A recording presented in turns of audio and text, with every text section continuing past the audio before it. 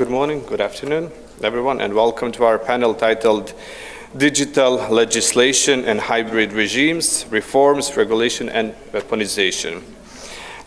In today's discussion, we will explore how governments in hybrid regimes across the Western Balkans and Turkey increasingly use digital laws not only for regulation and modernization, but also as an instrument of control. Instead of protecting digital rights, privacy, and freedom of expression, these laws are sometimes weaponized to restrict civic space, pressure journalists, silence dissent, and monitor online activity. At the same time, EU integration and legal harmonization offer both opportunities and challenges. While alignment with EU standards like GDPR and the Digital Service Act can help protect fundamental rights, the question remains, can strong digital rights exist without strong democratic institutions? Today we will try to answer exactly that.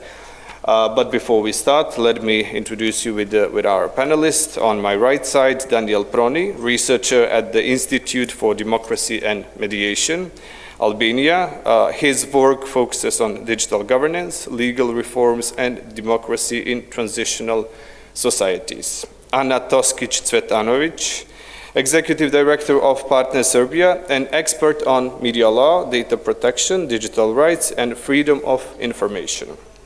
Orhan Sener Deliormanlı, did I pronounce it good? Yeah?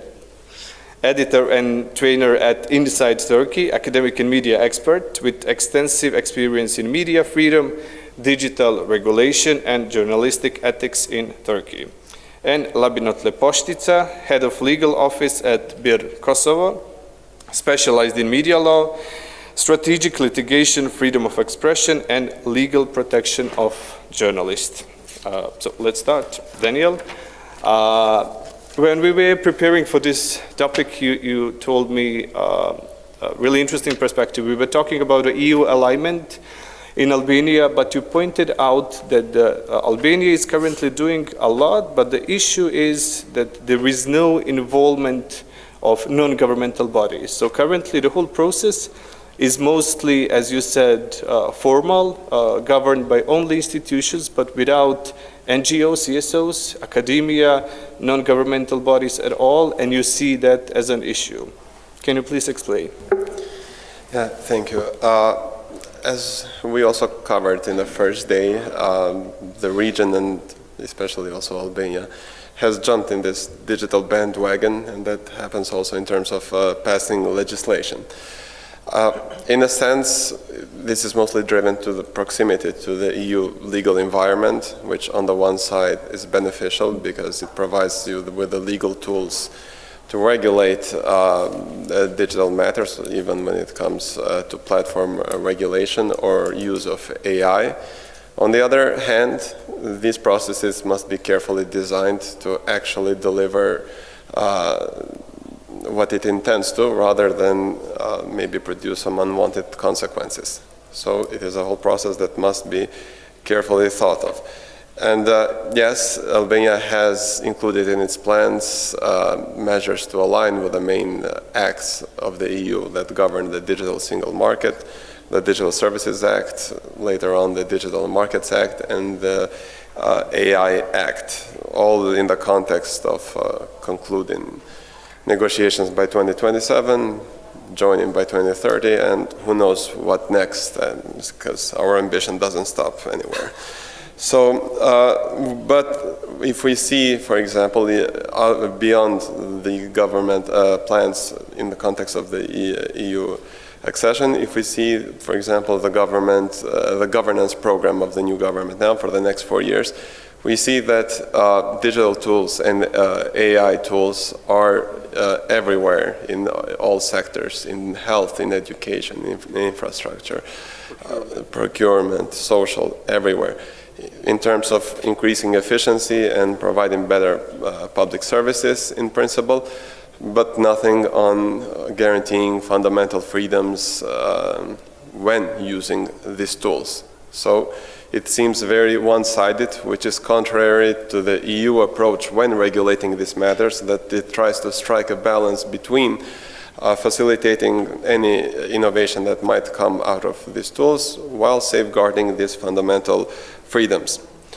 Albania did align the GDPR. That was a work in progress for some years, and we do have some track record there. We have in plan to align with the Digital Services Act by the middle of next year as part of the measures in the reform agenda in the context of the growth plan for the Western Balkans, and also plans to align with the AI Act. Also, we are developing a national AI strategy at the moment. So all these efforts might lead to, as you pointed out, either genuine reform, either weaponization, which my colleagues could touch upon better, or just ineffective legislation that's pushed forward to satisfy some requirements in the EU accession process, but does not deliver the results. And as you pointed out, the main problem at this point with this process is that it's going on behind closed doors with no inclusion of any other actor that might deliver the knowledge that they have, might deliver the perspective on how to really carefully design these processes so they are able to deliver. So rather than reform, genuine reform through using these innovative EU acts, which I have to say even on the global scale are the standard, it is mostly done just to satisfy some EU requirements and then move on. But even if there is no malign intention, if not done right, some unwanted consequences might arise if these processes are carried out as such. For example, when discussing the alignment with the Digital Services Act, online media in Albania feels threatened. If not done right, that might lead to some regulatory capture. And this is not without reason, because in Albania there's been also previous efforts to regulate is the verb that the government used, to capture it is the verb that the online media uses. So the idea is that also through our work and our partnership also with colleagues on the stage, we've tried to push forward an approach on how to go about these processes in order that they really deliver. So we need some careful design in order, for example, with the DSA, to not provide the content control so that also the media feel at peace, but to provide the content governance and the governance of the platforms that are working and operating in Albania. Even when it comes to the institutional setup that will carry out these legal acts, we have seen concerns, for example, on how to maintain the independence or how to guarantee the independence of the institutions that will be assigned or will be established for these purposes. And so far we see that the government does not correctly understand what the DSA, for example, is about, because in its plans it frames it mostly as a measure to safeguard from disinformation, from foreign influence, rather than what its actual purpose, which is to regulate the governance of platforms and to safeguard fundamental rights. But one lucky, so to say, aspect or positive out of this is that it's done in the context of the EU accession process, which means that through the EU we might have some more advocacy opportunities and some more inclusion that might come at some stage. For example, even though the whole process is carried out behind closed doors, the fact that the DSA alignment is part of the reform agenda under the growth plan, we were able to sneak a peek at what the government is doing when the Commission published its assessment on the progress of the reform agenda. The government had planned for a policy review and a legal gap analysis to see how to align the DSA. We have requested it for some time. The institutions did not give it up. But through the EU Commission, we saw an assessment of it, and we saw that the approach of the government is, rather than establishing a new law, is to intervene in different laws For example, the e-commerce law, copyright law, audiovisual media law, and electronic communication. So when taking a look at this, it seems that maybe the government is not taking the right approach in it, because it doesn't fully align with what the DSA could request out of this. So even in this approach, in whether going for a new law or interventions in different laws, there needs to be a more open and inclusive discussion about it, especially given the speed of the accession process, and if we take for granted the ambition. For example, the AI Act is a regulation, and if we happen to join by 2030, it will be directly applicable, so any national law would have to be in compliance and not contravene it. So all these discussions, all these processes are happening in Albania, but no discussions about it are happening. And this has raised our concerns about why these efforts are being carried out, to actually reform or to comply with EU requirements for the sake of it and not actually deliver on the results. Thank you. Yeah, it's absolutely interesting to hear, and I already have a lot of questions, but let's try and we will definitely get back to that. I am in particular interested in the future implementation of even though you're talking about it on a level of plan, but I'm really looking forward to see how those plans that are at the moment going on behind closed doors will be potentially implemented, having in mind that at the moment they are mostly discussed on a very formal level regarding the EU accession. We are going to our Serbian panelist, Ana. I'm assuming there is a lot of perspectives from Serbia coming right now. So my question for you is, Serbia has adopted several digital laws, but implementation often deviates from the EU democratic standard. Why does this legal duality persist? Thank you. And first of all, congratulations to BIRN for another really good report that will serve as a reference to all of us. So thank you for doing that. I'm just thinking about your question, and there are like a number of points that I could address in it.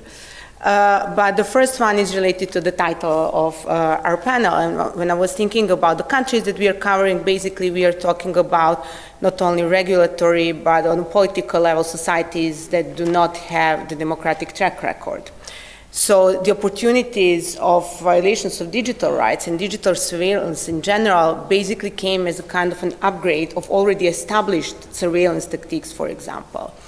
And on a regulatory level, I think we can speak about different stages that this happened, because it doesn't happen overnight. Daniel mentioned the challenges they're facing related to the processes, which is something that I think is common for all the countries, whether they are genuinely dedicated to the integration process or they are, pardon my French, faking it, as Serbia is at this moment. But as I said, like nothing happens overnight, and if you would, for example, in the case of Serbia, track its the freedom of internet stage, it has been a free country based on the international reports, Freedom House, Freedom of the Net report for years, and just in the last one, its report is partly free. And this was actually tracked with regulatory developments when it comes to implementation of existing laws, but also when it comes to adoption of some new laws. And some of it actually happened within the EU integration process and within the reasoning that this is the part of EU integration process with the goal to align our legal framework with the EU acquis. So I would say that the first stage would be selective implementation of the existing legislation, or even adoption of a good legislation, such as GDPR-like laws, which we actually adopted 7 years ago now. So we are in the 6th year of implementation of data protection law, and we're actually currently amending it with pretty questionable outcome of this process that could decrease the achieved level of the human right. So what we actually encountered is the selective implementation of this legislation when we had some serious breaches of personal data of citizens, when relevant institutions did not react. On the other hand, when there were cases, for example, when there was a leak of data of a public official, including the president, the institutions would instantly react. The second example is, for example, the performance of our prosecutors when it comes to online threats. And there's a great report of our colleagues from the NGO called UCOM from Serbia, where they were actually tracking the work of prosecutors' offices when, for example, the target of these threats are regular citizens or journalists or women, for example, and when a public official, especially the president of Serbia, is actually the target of these threats. So in the latter cases, the prosecutor's office would react, as I said, instantly. In the cases of journalists, women, regular citizens, you have processes that have been prolonged for years, and those are the processes that actually ended up in trials. So most of them actually do not even formally commence. So that's the first stage. The second stage would be the explicit misuse of powers that are enshrined in the existing laws, or explicit violations of digital rights of citizens. So I have two pretty recent examples. One is the case of unlawful surveillance of one parliamentarian coming from the opposition party. There was a case in March this year, just prior to the big protest in Belgrade, when the offices of a parliamentarian opposition party were under surveillance. There was a video recording of several people having meeting in these offices. They were discussing potential scenarios of these protests, and this video was leaked into the tabloid media. And this group is actually now being prosecuted for the violation of the constitutional order and even some acts of terrorism, if I recall. It turned out that the recording actually came from the unlawfully surveilled phone of this MP. There was no legal ground for her phone to be tapped. There's no criminal offense that she has been suspected of. Just the fact that she was a opposition MP, she also has a Hungarian background, so that's her assumption, brought to the attention of the intelligence service, obviously, and she was under surveillance. The other case is also a well-known case of the use of spyware by Serbian government and its proxies, which was reported by Amnesty International report of December last year, when there were cases of the use of spyware against activists but also journalists. Mind you that any kind of use of spyware in our legal system is illegal, so there are any grounds for use of such an intrusive technology for any purposes.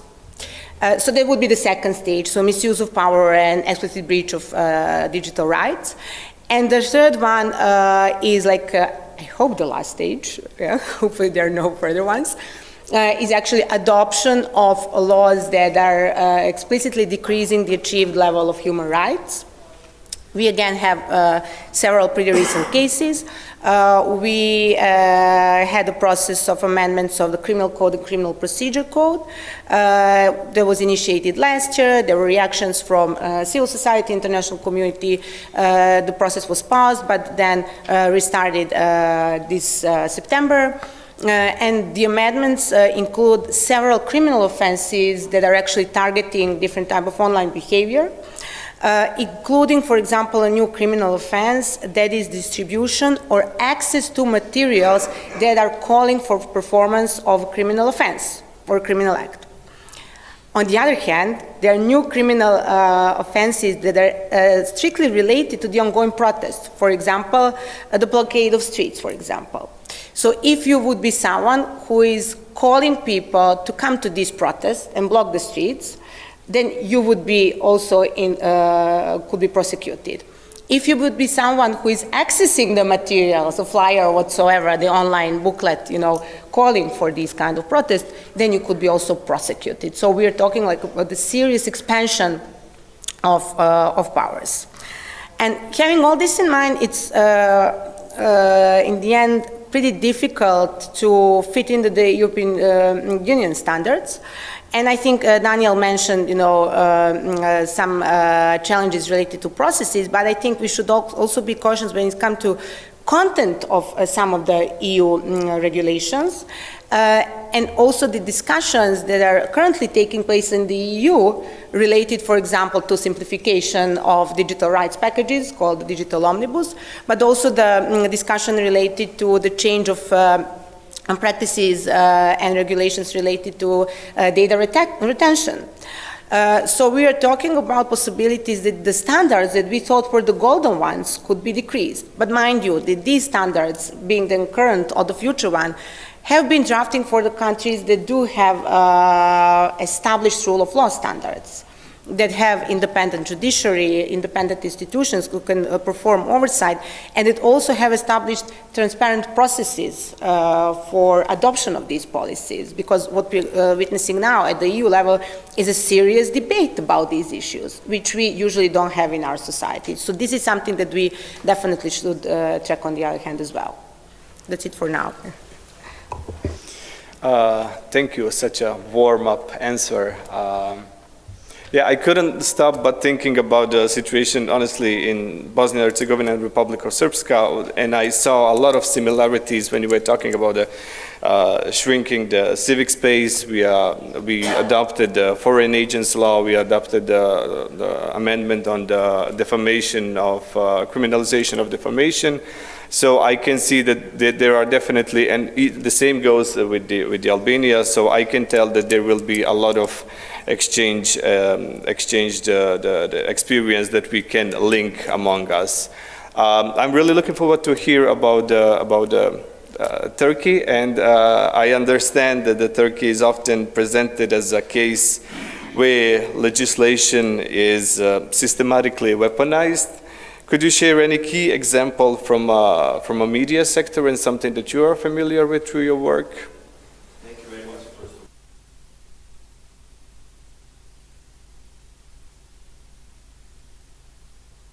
Nice to feel like a star every time that we are talking about like this kind of freedoms.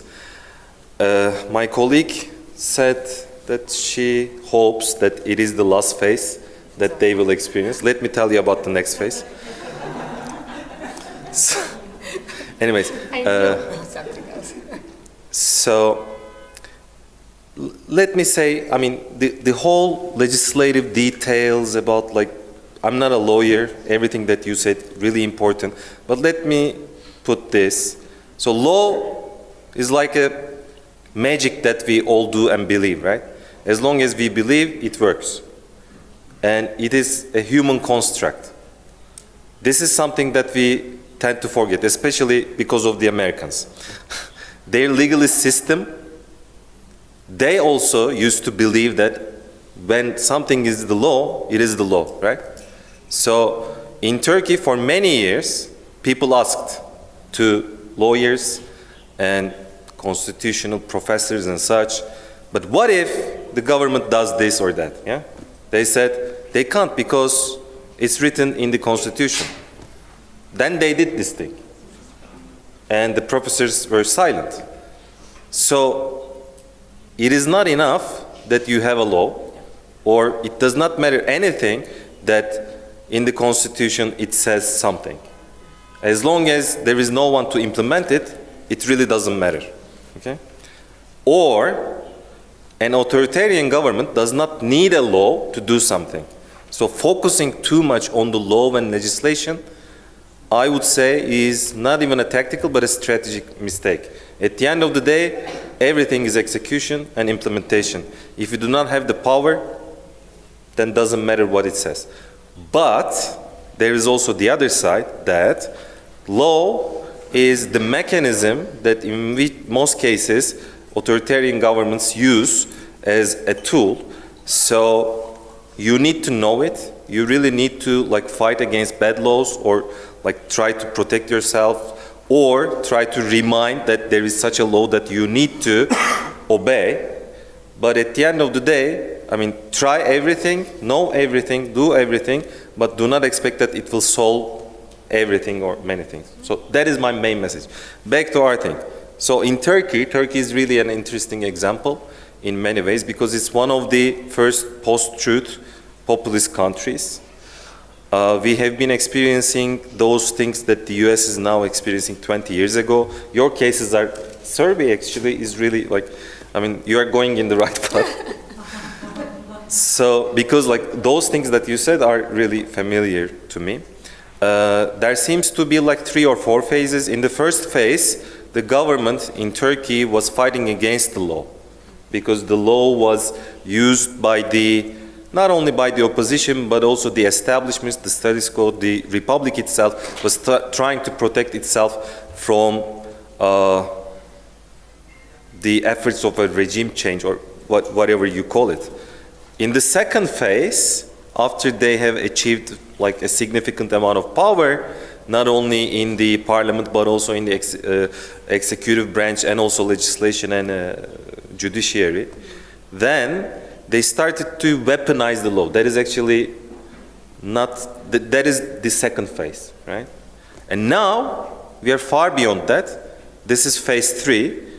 They don't need the law anymore. You don't need to weaponize it. You can just do whatever you want. It is just there for the facade.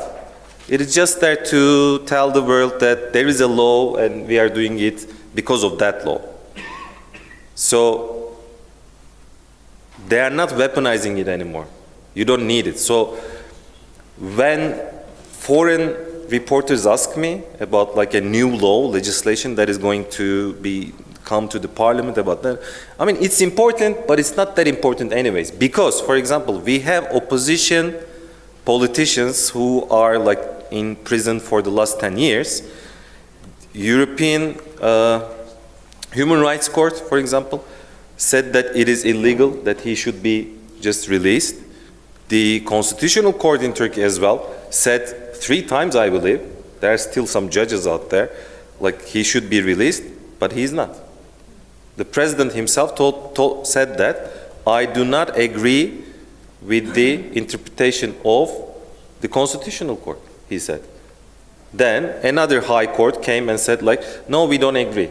So Constitutional Court normally is the Supreme Court and its decisions cannot be questioned. But now it is being questioned. So what I'm trying to explain here is that it is about the law, but it's not about the law as well. Let me give you some examples. So we have an anti-terror law. Normally, you would say like, okay, anti-terror makes sense. We don't want terrorists to do whatever they want. But it is being implemented in many cases where any opposition member or a journalist said something. And there is this particular clause which says that despite not being a member to a terrorist organization, this person showed open signs of sympathy toward that organization and also promoted the terrorist organization via public means. So you are done. Then there is the insulting to the president law, which is used in many cases. This is the most common law that is used to oppress the opposition, mostly for like ordinary people. Your mom writes something on Facebook, then the prosecutor. They are not being imprisoned, but just like slaps, they put a burden on you. You need to like deal with this thing for many years, and you have 1, 2, 3, 5, 10 cases that's going on. It's really difficult, even for like experienced journalists who are being supported by some institutions or their organizations. It's not easy, and there are like first you are being taken from your house, then you are put in jail. You wait to be trialed for at least 3 months, sometimes 6. In most cases, in the first time that you see a judge, they release you. So you are not even a criminal, right? You just waited for the trial for 3 months or 6 months, but you are not totally free. In most cases, house arrest, or at least a ban for going abroad. You sign a paper with the police every week. And in some cases, they put you on a period of, how do you say it? Probation, yeah? So if the charge is less than 5 years, you are put on probation. They say that do not do this thing again. If you do, then we are going to charge you double. So you need to wait for like 5 years not to do anything else. So those kind of things, they are really creative and flexible about them, and they use it as they wish. Then there is the laws about the digital sphere, about the internet and also TV. The institution that regulates TV and broadcasting can fine you, can charge you with not taking any advertisements, or they might blacken the screen for a week or something. They might like take off the channel, which happens a lot. Sometimes they don't need it, it is just purchased by someone. And there is the law about the internet, which says that you can't propagate terrorist organizations and such, but also the famous disinformation law, which was copied from the law that was created by the Germans, which the purpose was to fight against hate speech online, especially neo-Nazis and such. But in our case, the same law is being used for oppressing ordinary people who are criticizing the government. So disinformation law. And also there is the thing about public advertisements. Most of local journalism and some national newspapers are partially funded by public funds, by public advertisements. And if a court fines you, you might not receive it for long years. So financially, it's a burden as well. So, I mean, I can go on and go on and go on, but at the end of the day, my main message would be this. There are many tools that they can use. We need to know them. We need to be open-minded about how those things could be learned, could be used. But at the end of the day, it's all about implementation, execution, and it's a power struggle. It's not only about the law, it's not about the legal stuff. You need political power. You need power that is coming directly from the people. Otherwise, law will not protect you. But I need to say this as well. We should be hopeful in many ways, because in Turkey, despite all those, there is still this large opposition. Actually, it's the majority, and we still have independent media, some opposition media. Things are going. As long as you have millions of people who are against the things that are going on, there is still hope. I mean, so hope. Thank you.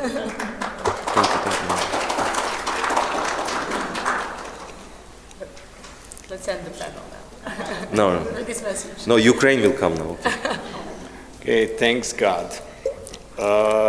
So let's agree that the first round of the question will be more on identifying the issue, but let's make the next round more solution-oriented answers.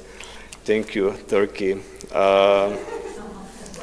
And thank you for letting us know that we are on the right track to get there. Yeah, especially Republic of Srpska and Serbia, I think we are definitely doing good. I'll try to reclaim the ending of this first round, and then maybe we can open up for a couple of questions, and then we can do the second round. Reclaim with the next question. So our host, Kosovo. Kosovo has a strong alignment with the EU norms. Does this genuinely protect digital freedoms, or do risks remain beneath the surface? Atëherë faleminderit. I think you need translation now. For all of you, you don't understand Albanian.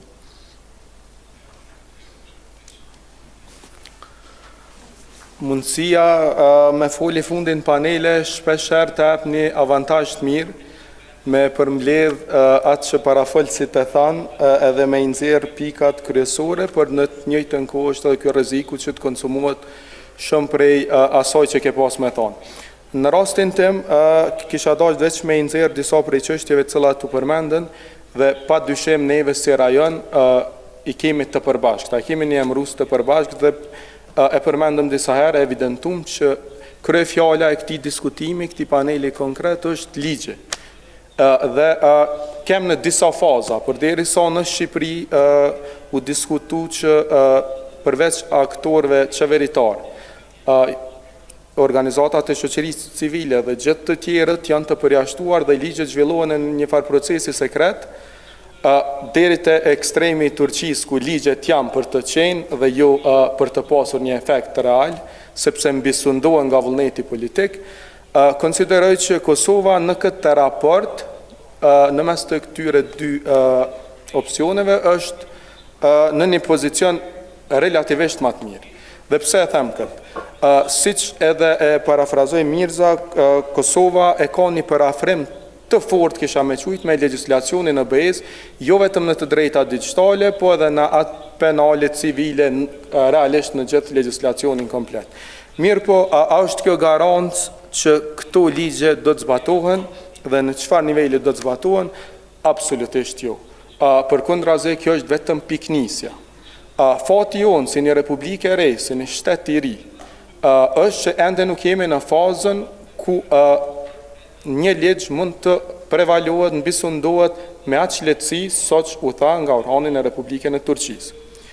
Jemi të qartë, ne kemi institucione garantuese, cilat veçanti kohën e fundit, siç është gjykata kushtetuese për një sër të ligjeve, jo vetëm në të drejta digjitale, po e kanë thënë fjalën e fundit dhe pavarësisht mos pajtimeve dhe atakimeve që u bën në diskursin politik, vendimeve të gjykatës kushtetuese, vendimet e gjykatës kushtetuese në Republikën e Kosovës janë zbatuar në tërësi. Megjithatë, kur vimi te ligjet fragmentare, për shembull ligji për mbrojtjen e të dhënave personale, ligji për qasjen e dokumente publike dhe ligje tjera, me gjithë parafrimin, e thash dhe transpozimin dhe drejt për drejt të akteve evropiane, siç është GDPR, këtu në Kosovë është një kujzim tjetër që e determinon në çfarë vëllimi do të zbatohen këto ligje. Dhe ky kujzim, kisha me thonë, fillon që prej resurseve njerëzore dhe financiare. Për shembull, ne kemi Agjencinë për Informim dhe Privatësi, tani disa vite, e cila është regulatori për mbrojtjen e dhënave personale, po edhe qasjen dokumente publike, pra dy boshtet e kësaj që po flasim ne sot, por nëse ky institucion në fillim kishte efekt real, kërkesat tona trajtoheshin brenda muajit. Tani jemi në stadin ku kërkesat tona duhet me prit deri në 6 muaj. Dhe pse derivon kjo? Për faktin se ky institucion përkundër kërkesave të vazhdueshme buxhetore nuk i jepet buxheti, nuk i alokohet buxheti i kërkuar. Dhe kjo është një mekanizëm shumë i sofistikuar konsideroj i kontrollit që shteti e përdor në raport me një institucion caktuar dhe konsiderohesh një formë, pra po e them, sofistikuar e qortimit që i bëhet institucionit. Përderisa para aktivizimit të Agjencisë për Informim dhe Privatësi, ne nuk e kemi pas një institucion që një institucion me fuqi ekzekutive, ku mëj me qua ankesën tonë në rast se institucionet nuk na dojnë na shkelin të drejt në privatësi apo nuk na dojnë qasje në një dokument, tani që kemi, kjo mund të mos i pëlqej institucioneve dhe kemi pas raste reale ku institucione qendrore por edhe lokale janë xhobit prej Agjencisë për Informim dhe Privatësi edhe për shkelje të privatësisë, po edhe për shkak të shkeljes së qasjes në dokumente publike. Dhe kjo pastaj na bën te një konkluzion logjik që duke qenë se po e kryjm punën siç është para parë me legj dhe si çdo duaj, në shërbim të qytetarëve ky institucion po kuizohet, edhe në numrin e punëtorëve, po edhe në buxhetin e përgjithshëm të institucionit. Kjo është një shembull që e mora në kontekst ligjit që janë edhe disa kompleksitete tjera të ndërmjetme që ligji është aty, respektohet, por nuk e arrin qëllimin real, nuk është efektiv sa duhet. Në këtë drejtim kisha dashur të mi përmend disa shembuj konkret. Për shembull, një nga rastet më të mëdha në Kosovë që prek fushën e të drejtave digjitale, hapësirën tonë digjitale në vitet e fundit, këto 2 vitet e fundit, ka qenë një aferë e njohur si Kallxo, ku mbi 100.000 qytetarë të Republikës Kosovës, shumica e tyre të ri, meshkuj shqiptar, e kam formuar një grup në Telegram dhe këtë grup e kam përdor për denigrimin, shantazhimin, kuizimin, kryesisht të grave dhe të vajzave, disa prej cilave edhe minore. Çka ka ndodhur? Me njëherë pas publikimit të një emisioni hulumtues të medias ku unë punoj, emisioni ka shpërfaqë se si sistemi gjyqësor nuk pa arrin me ofru garancë një viktime të dhunës në familje në raport me burrin e saj abuzues.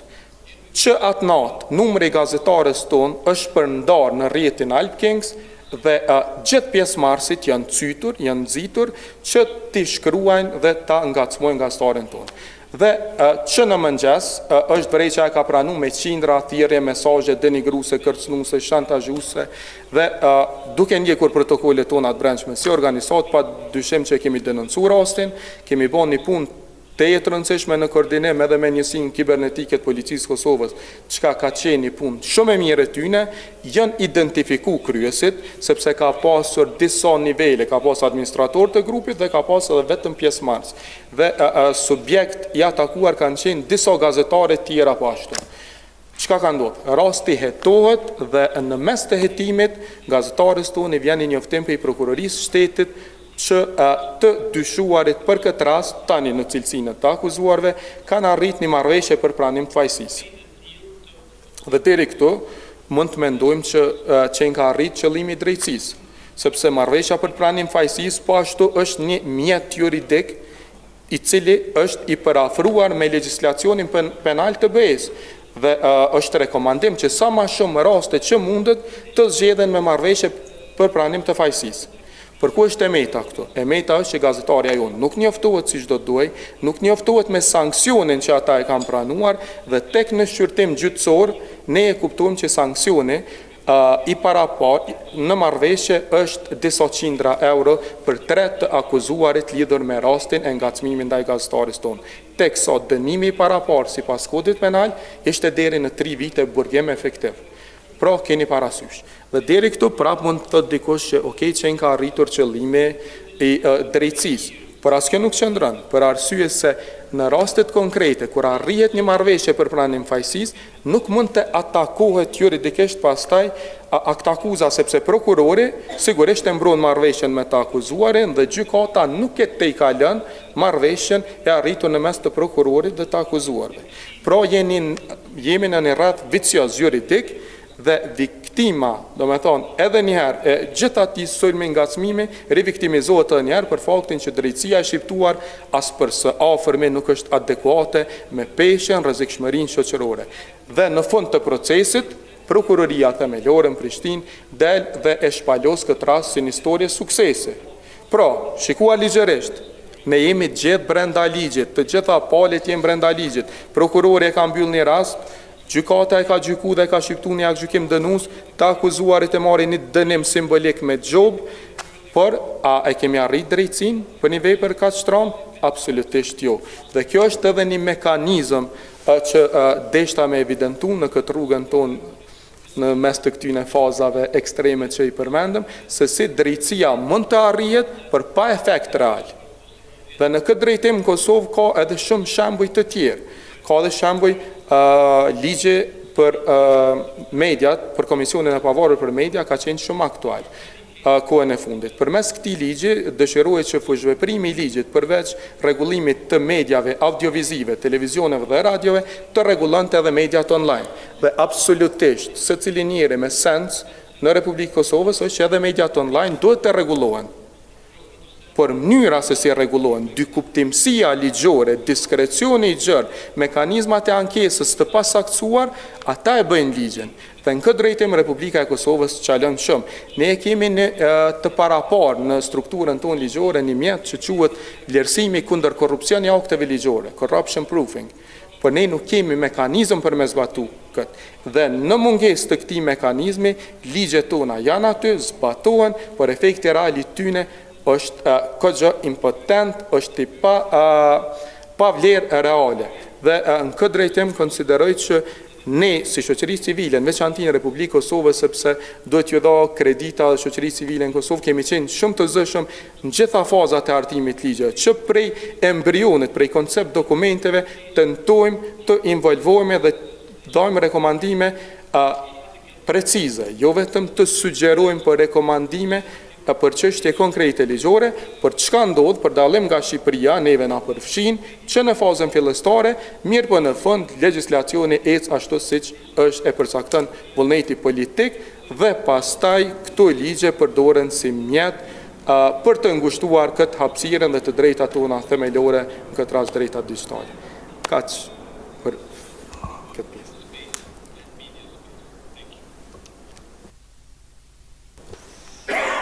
So Albania involvement necessarily doesn't mean that it will go, that your suggestion would be adopted. So I would like to open up the floor just for a couple of questions. Otherwise, if there is no question, we can continue with our panel. If not, by the end of the panel, we can. Oh, sorry about Gotze.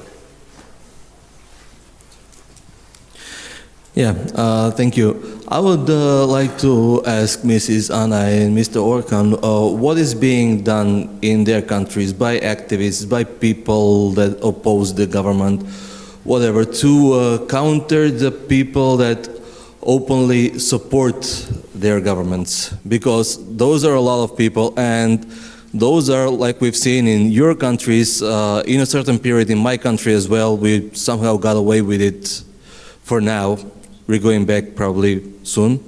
We're seeing also in the United States right now, in Hungary. Those are like cult-like movements in their behavior online, in their behavior offline. They do everything to defend the government. They go to counter-protests in Serbia. They went out in the streets to fight the military in 2015 in Turkey in that tragic case back then. It was just ordinary people going against people with guns. It was crazy.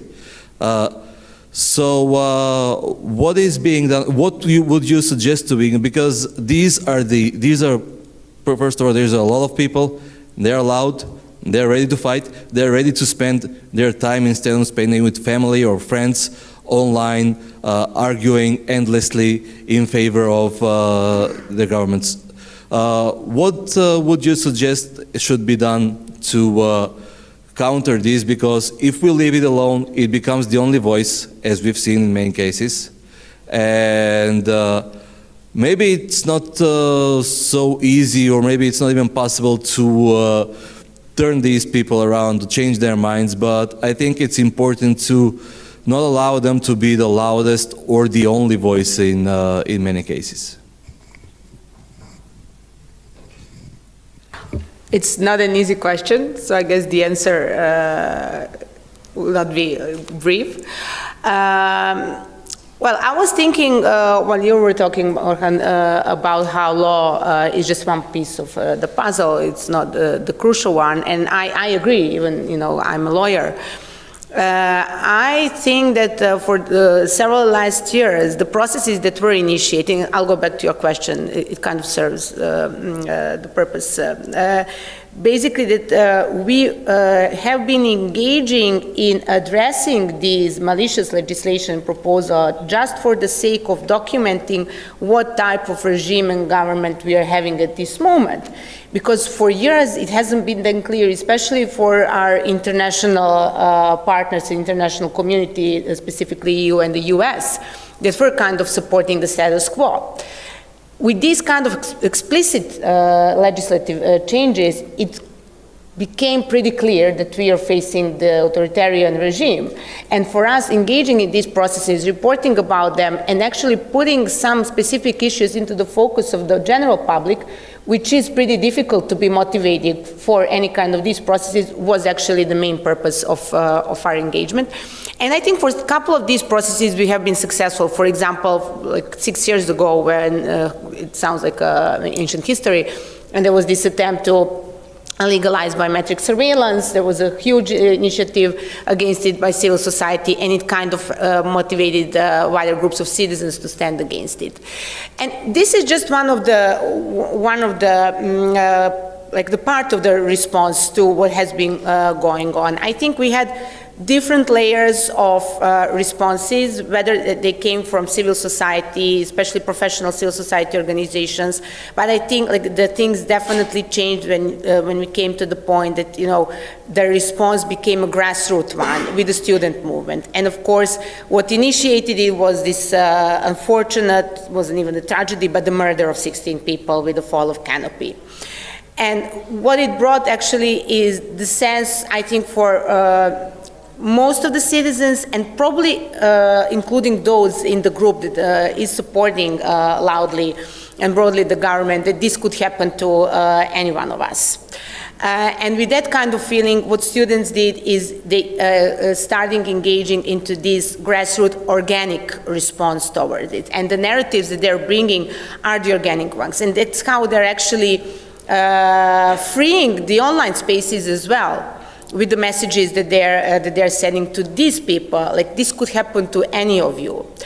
And what we're witnessing now is, yes, they're still loud. I'm talking about the regime supporters. Their messages became even more extreme. On the other hand, I think that, you know, some of them, and it could be seen from the fact that some actually are reluctant to engage in this kind of exchanging because the issues are pretty sensitive. They get this feeling that they could be easily, you know, just marginalized by their own people, and they could be also sacrificed by their own people because the circle is shrinking. Whatever we think, it is shrinking. And there will be time and someone is actually be held accountable. So they're aware that it's going to be some of them. And they're pretty cautious and, you know, just looking around, like, you know, looking at this room and saying, okay, there should be 3 people who should be sacrificed. It could be me, but it could be you as well. So we don't trust each other anymore. So we're all enemies. And this is what's actually happening. It's a slow process.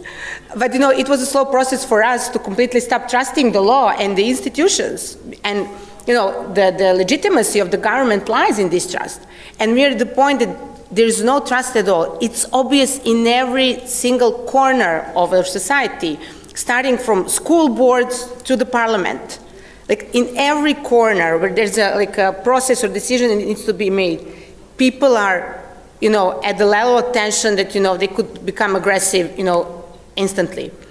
And this is something that has been nurtured by this regime, obviously. So what I'm saying, like, with these people, like these organic messages, like that, you know, this is our society, this could have happened to you as well, and there will be time when, you know, someone will be held accountable, and there are a couple of people actually imprisoned over this case, not those who are really responsible for it, anyhow. This is one message, and the other message is actually one that is being sent not specifically to the highest level of the regime, but to those at the mid and even lower level of management, public administration, whatsoever, that they are the ones who are actually, you know, holding this system, and they are actually, you know, supporting the status quo. It's not like the head of the state. It's all of them thinking that with their doings or not doings, they're actually not doing any harm. But with the fall of Canopy, where, you know, a bunch of people probably signed or did not sign something that they were supposed to sign, for example, they realized that, you know, they are part of this puzzle. And if, you know, one piece of it is supporting, you know, the status quo, they're actually contributing not even like to the corruption or systemic problems, but the death of innocent people's lives. And I think that is kind of like a strong message that, you know, is it like the final one, or will it change things? I don't know. But what we are witnessing at this moment, and that is a definite change, is that people are less scared and less scared to get into these kind of exchanges with those who are actually pretty vocal and have been pretty vocal in supporting the regime. Not sure if I answered your question, but. Thank you. So the main question here, as far as I understand, is that the authoritarian government has supporters, lots of them. How should we deal with this? Yeah? Really difficult question. First of all, we need to state this. There used to be this belief that authoritarian regimes somehow come to power without the support of the people. That's not true. I mean, in most cases, the majority is supporting them. So, what to do about it? First of all, alienating those people or making them enemies is not a good idea, ethically and tactically. Because if they are the majority, why do you want such an enemy? And secondly, ethically, they are your neighbors and relatives and such. So, my father is a supporter of Erdogan, so, I mean, so that's the thing.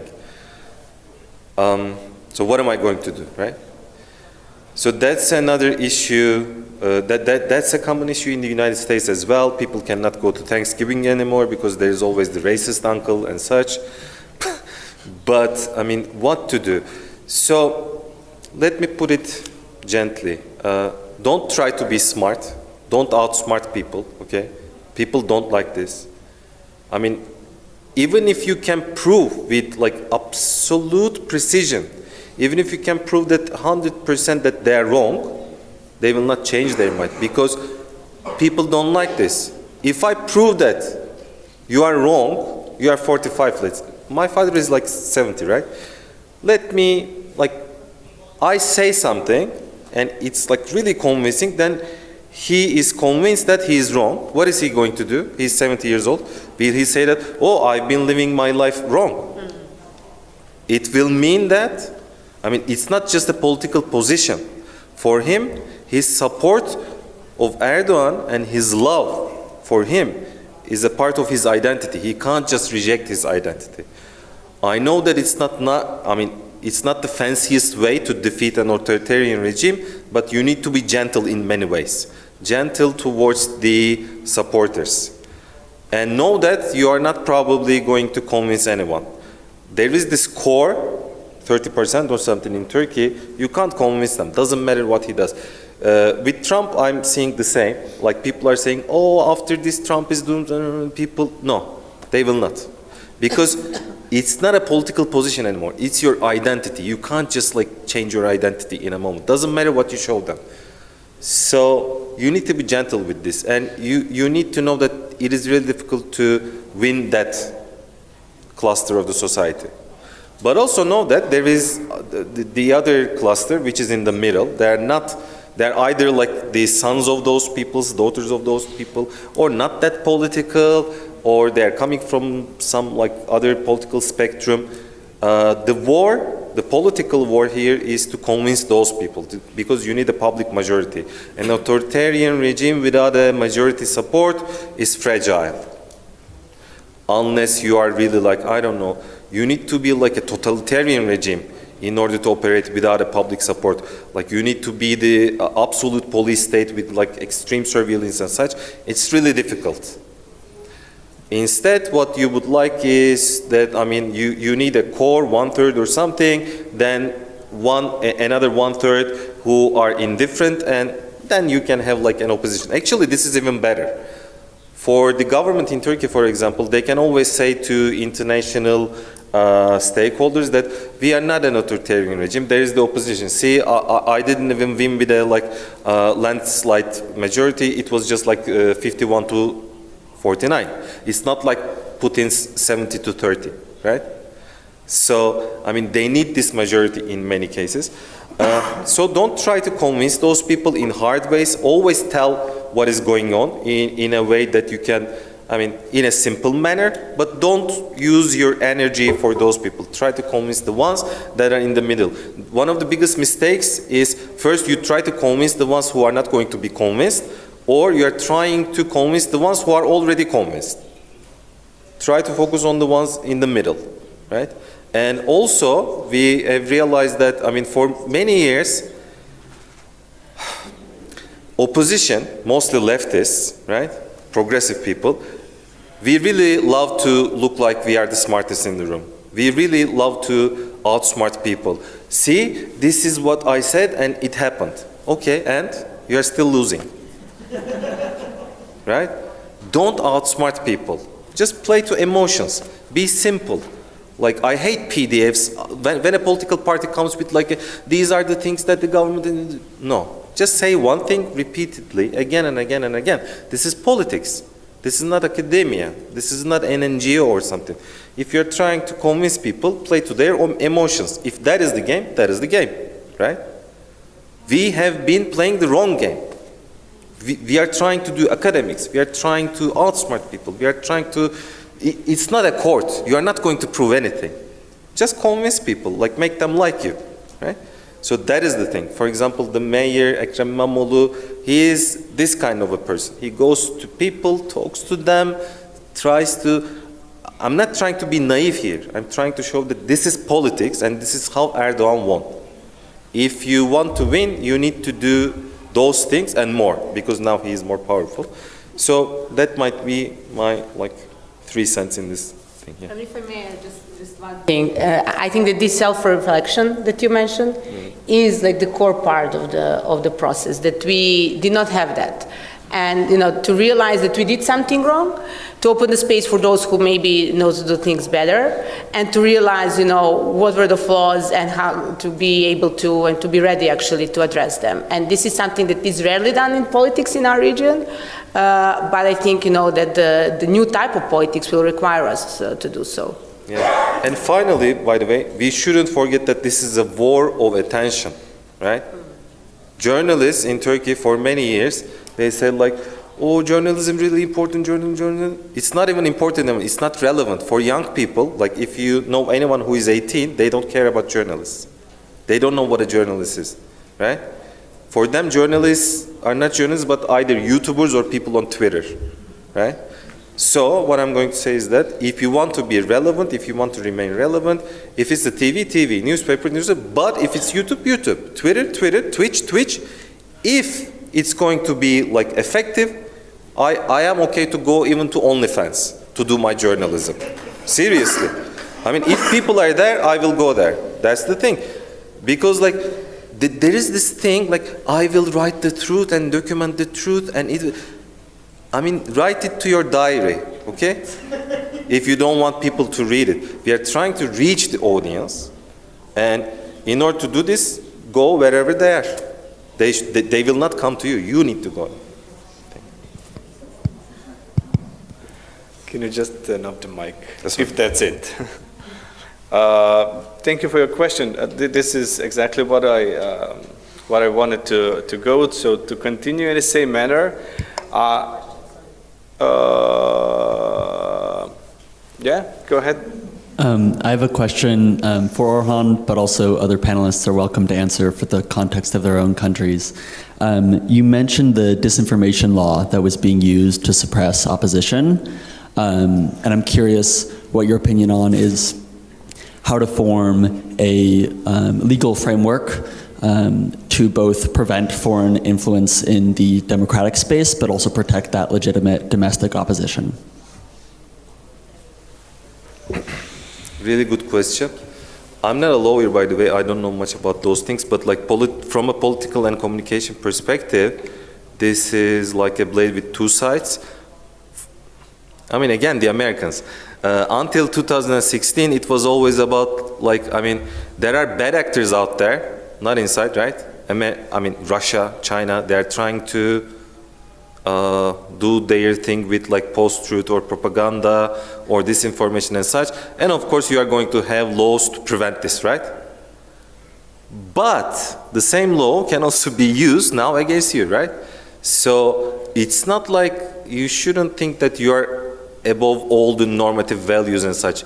If you start thinking that you are always correct or you are like an angel without any sin, right? Like the Democrats in the United States, it's as if everything bad coming outside, or the Republicans, and you are the best people on earth.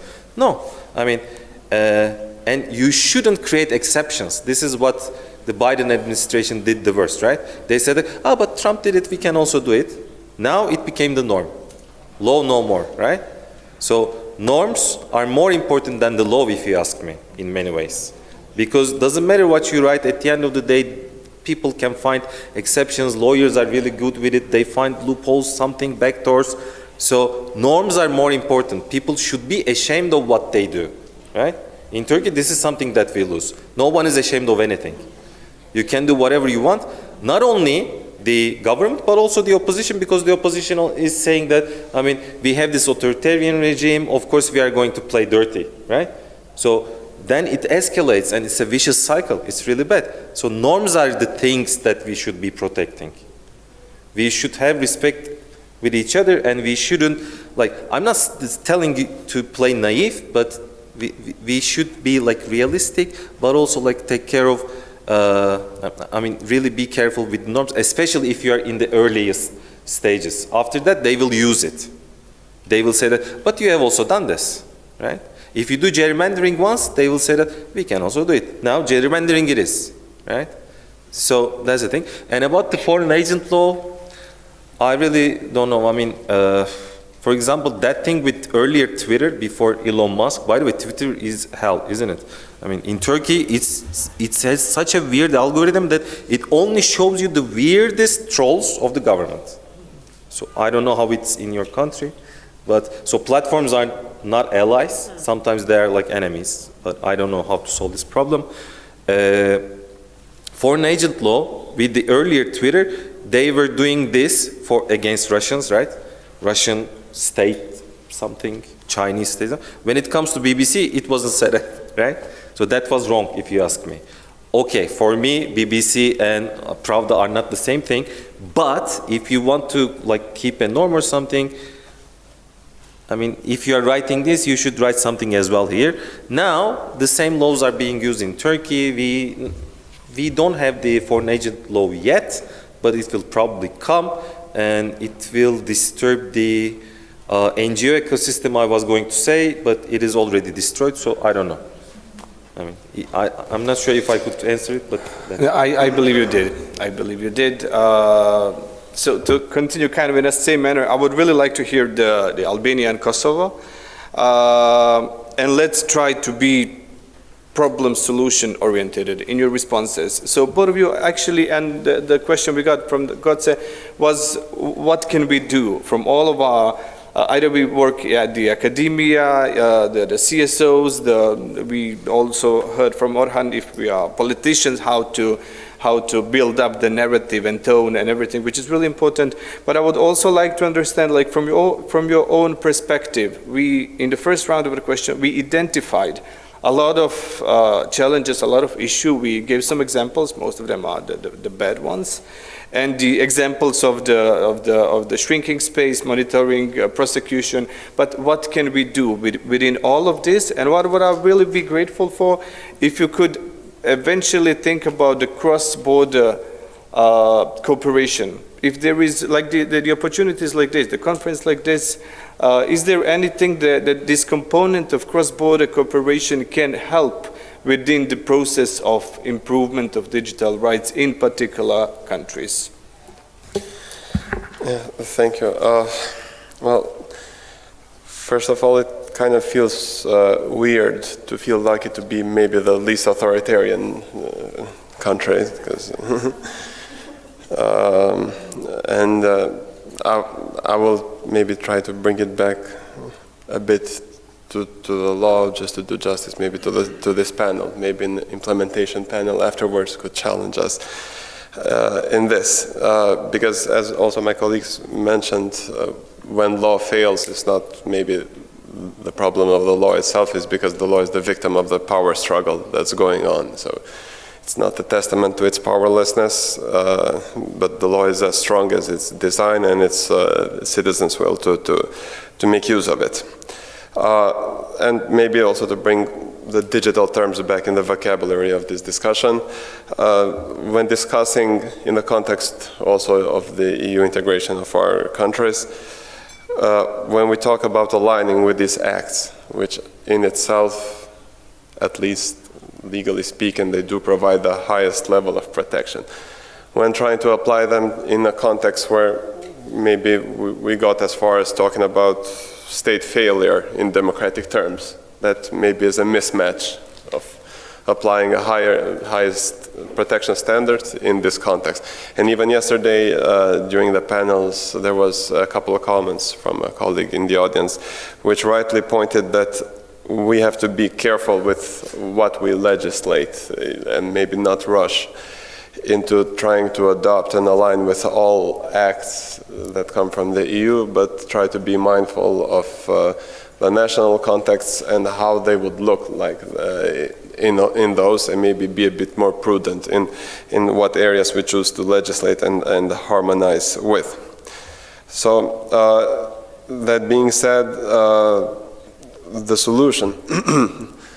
Well, the solution is, first of all, in terms of guaranteeing digital rights, is to, and especially in the context of the EU integration, is to build internal capacities, as we mentioned, internal understandings and consensus on what those are and how those will be protected. As Anna mentioned, even the EU standards now are taking a hit with the omnibus proposal, so that calls for us to not depend on the EU agreement on these matters, but to build our own. So how far we want to protect, how much we value data protection, privacy, non-discrimination, freedom of speech in this. So how much do we value those, regardless of what the EU accession process tells us? And this is what we're lacking, because when we take out, if we take out all these acts from the discussion, if we take out these terms, these concepts that we try to import from the EU out of the discussion, we see that our internal discussion is pretty poor. And maybe this is what we will have to consolidate going on in order to not be fully dependent on the EU mood, which apparently is shifting. And not saying that we could maybe build a better mood, but we're saying that at least we have to try to do so.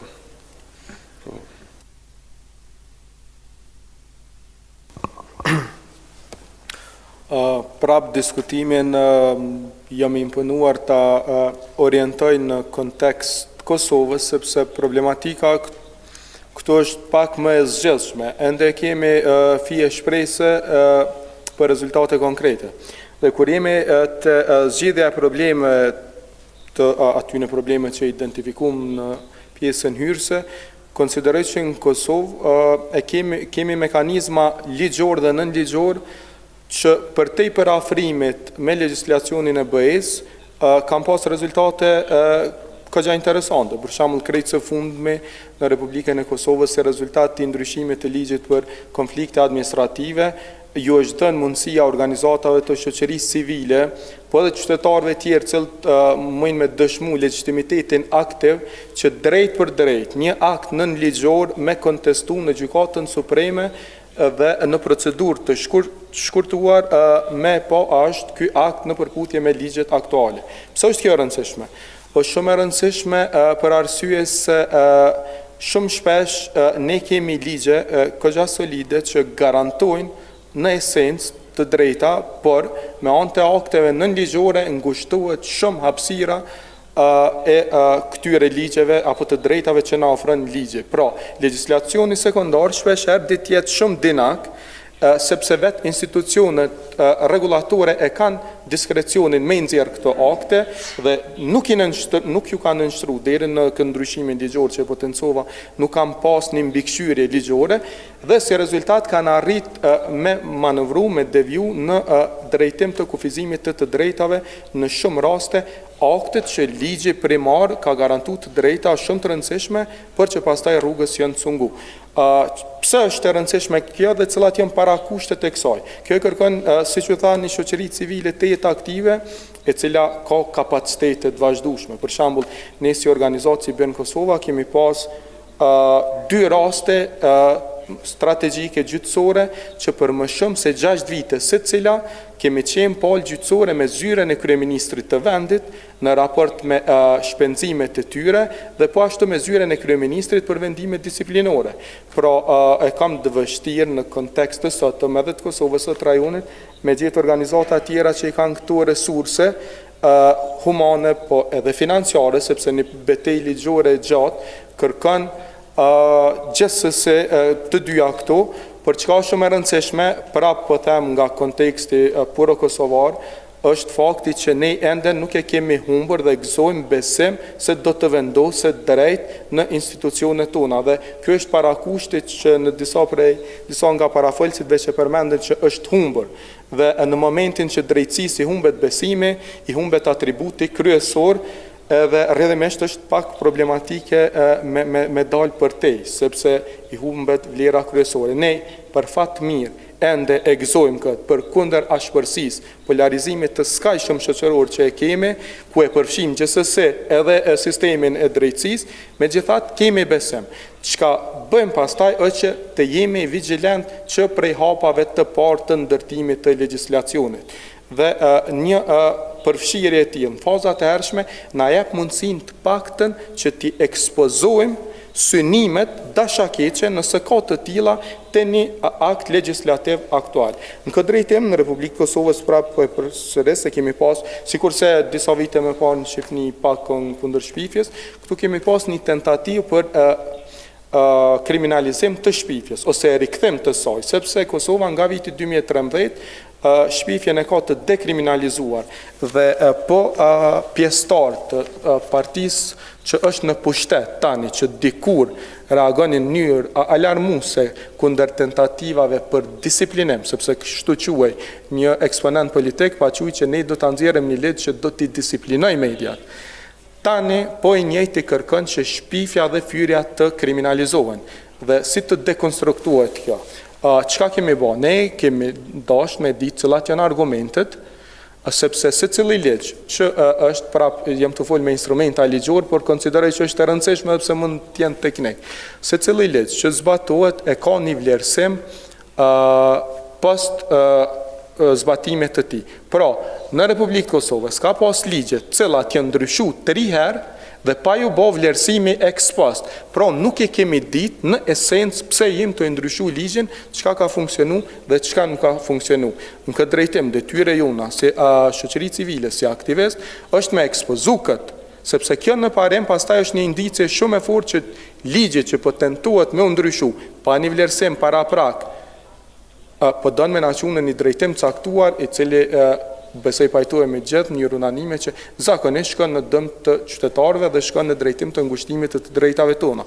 Pra, ti përdorim mekanizmat ligjor që i kemi në dispozicion edhe në rastet kur besimin e kemi humbur te institucioni më i lartë, siç e tha, sepse të paktën është e rëndësishme për dokumentimin e tyre. Nëse kur gjë tjetër, ne jemi duke dokumentuar në mënyrë ligjore pse një legjislacion e ka një synim të caktuar dhe jo të mirën e përgjithshme në qendër të tij.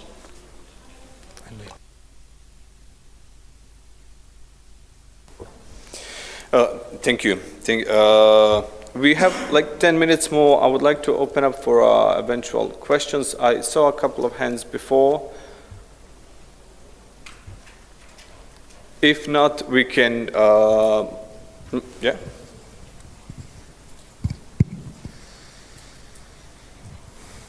Hello, hi. Domen Savic from Slovenia, Citizen D NGO. I just want to comment upon what you said on the topic on not relying on EU too much. I agree, EU is not in the best place right now with the Commission and the European Parliament gunning for every digital rights protection that was established in the past mandate or the past 2 mandates.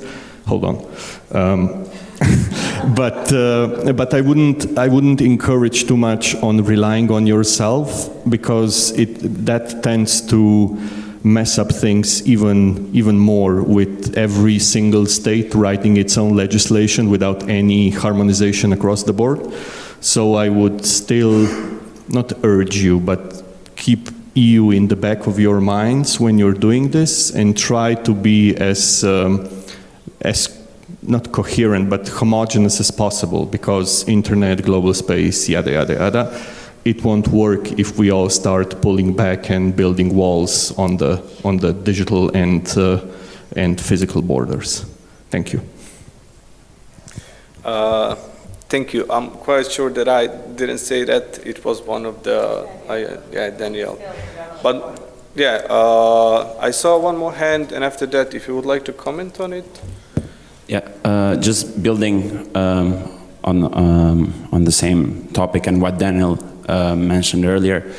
I think that the skepticism from fully harmonizing with the EU legislation, which is going to happen anyway. I mean, we're not discussing it, that. We want to know exactly, that's where the skepticism comes, what are we exactly harmonizing? We started with the GDPR of the 2018 first. Now the EU says we're going to change this one. Now we have another plan. We're going to open the market to the big tech again. So we're going to loosen up the requirements. It took us so long to get to this point. Now the rules change again. Now, when we do the digital omnibus package, if it goes through to the end, I hope not, but it might go.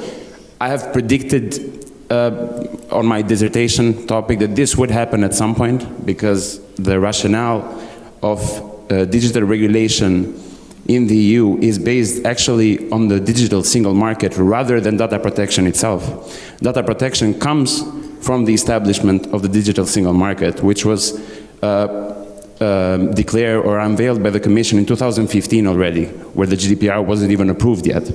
So it's not about whether we should rely on the EU or on ourselves, it's more what are we relying exactly from the EU. We get mixed messages, you know, all the time, and whenever we reach the end of the race, they tell us, sorry, race is not over yet, now we move the yardstick a little bit further.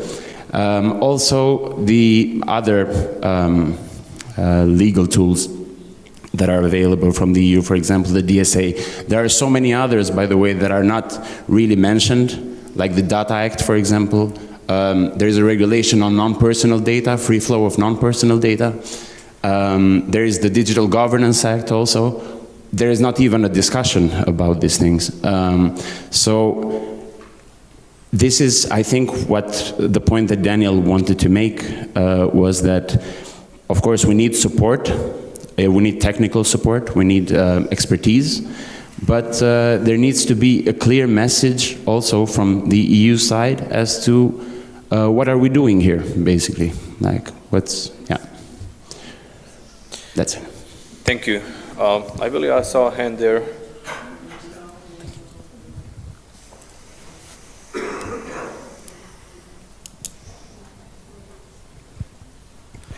Yeah, just quickly to add to what my colleague said, I think that we didn't, like the discussion started yesterday with the AI Act and the harmonization of the EU legislation with the AI Act.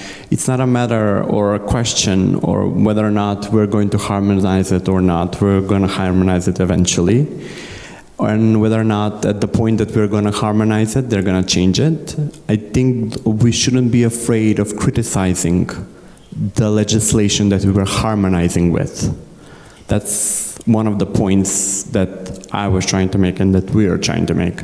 That not all legislation produced by the EU is so advanced that it protects human rights.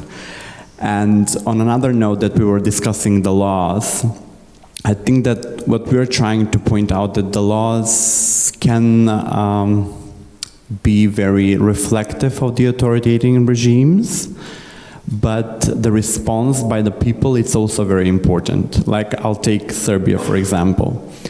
Sometimes leaders may try to change the laws or change certain bylaws or whatever to fit their needs, but if there is no response by the people, of course they're gonna change it, and of course they don't gonna care. Of course they will not release the political opposition from jail. If they receive the response, if that critical thought is implemented, or rather is installed in its people, the laws are giving a framework. It's not that it's better to advocate when you have laws, but at some point if there are no more people who say that something is wrong and right, it doesn't even really matter. No, I believe Daniel was first, and then we can hear from you. Thank you, all three. Yeah, when I talked about building some internal consensus, it was not about passing our own legislation, rather that increasing the demand side from the demand from our side towards the legislator to let them know that it's not an EU requirement, it's an us requirement to do this. So even if the EU is more flexible now, we have our own demands to make in this regard. And of course, that then the points of reference in terms of legal legislation would be the EU acts. But if they are passed and we have if we have these legal acts just as part of the accession process and not fully understood by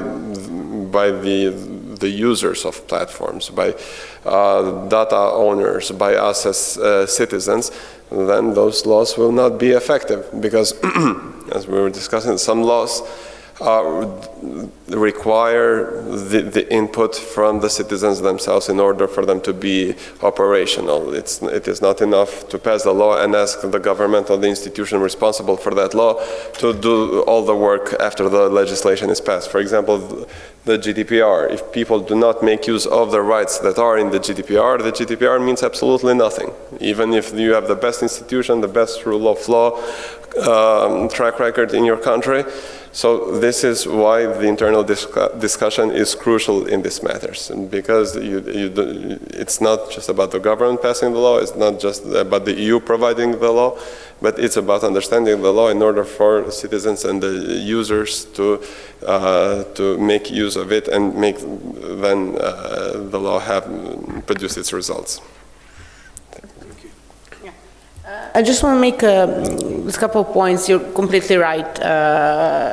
There's a whole process of data localization at the EU level, and it's not related only to developing regulations. It's the geopolitical thing, it's economical thing. It's also, of course, related to human rights, and this is the perspective that we tend to perceive it, but there are different layers in it. And all of our countries in the region will need to adjust to it, obviously, and all the other layers, the geopolitical one especially.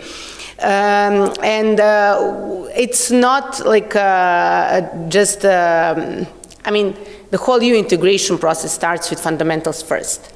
And, you know, this brings us back to your initial question at the beginning of this panel, whether we can have a digital rights protection without having rule of law. And I think the answer is obvious. So to answer the question, what we should do and our countries should do is strengthen the rule of law and strengthen our institutions to be able to address when these changes come as well. To absorb them and to open the space for citizens to participate in these debates. Otherwise, you know, we'll only import the negative things. On the other hand, like what civil society could do, and this is something that I think is relevant for the case of Albania, but also for other countries in this region, is to monitor closely what our governments are actually doing within the framework of EU integration.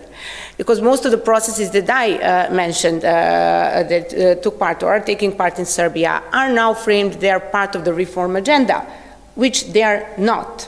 So we need to communicate pretty clearly to the European Commission as well what is actually being presented in our countries that is a part of reform agenda. And, you know, the devil lies in details, of course, you know, to be cautious when, you know, there's a law which could be a part of the reform agenda, but specific provisions that are actually deteriorating the level of achieved rights, you know, to just alarm the European Commission, which is actually monitoring closely these processes in our countries, and to be ready to speak up and say, okay, we are, you know, for the EU integration process, but let's talk about these risks actually and address them as we go. So I think that could be like a really significant role of civil society. And the other is that we mentioned yesterday as well, and today, this like, regional approach. But I also think we should discuss now, like, what are we actually cooperating on? So what is this, okay, advocacy towards the Commission, but also trying to empower our governments to the extent that it is possible to try to think out of the box and try to think of the regional mechanisms for addressing different digital rights issues, because we talked about like how our markets are small, we're not powerful enough to reach out to big platforms whatsoever. So this regional approach could be one of the paths to pursue when it comes to protection of digital rights. Thank you. Moving towards the conclusion, Orhan and our friend from Kosovo, would you like shortly anything to add?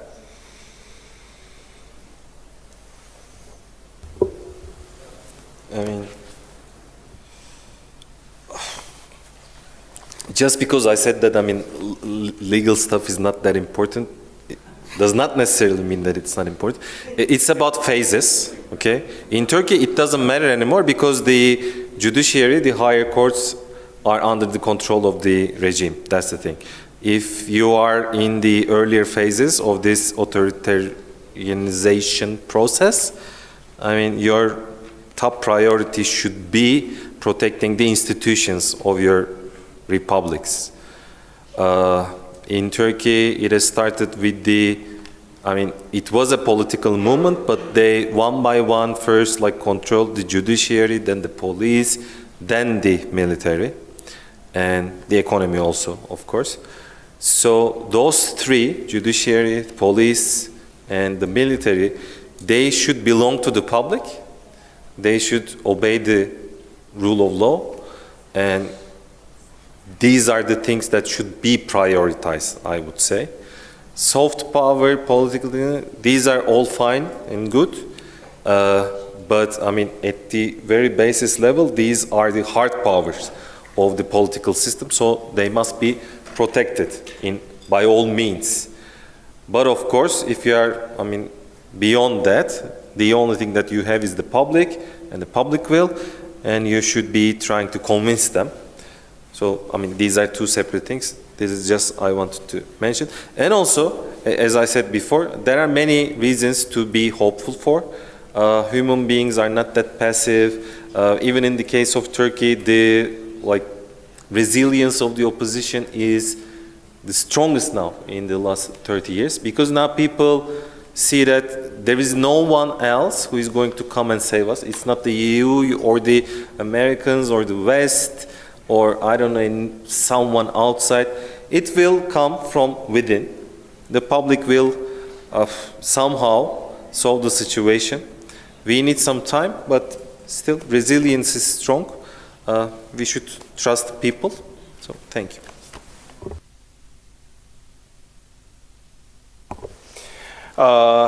Thank you. Thank you to our panelists. Please give them a round of applause.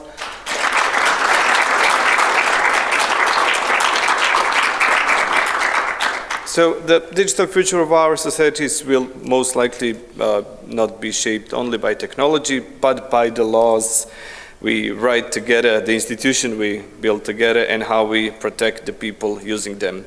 Thank you once again. Enjoy the rest of the program and the other panels and lunch.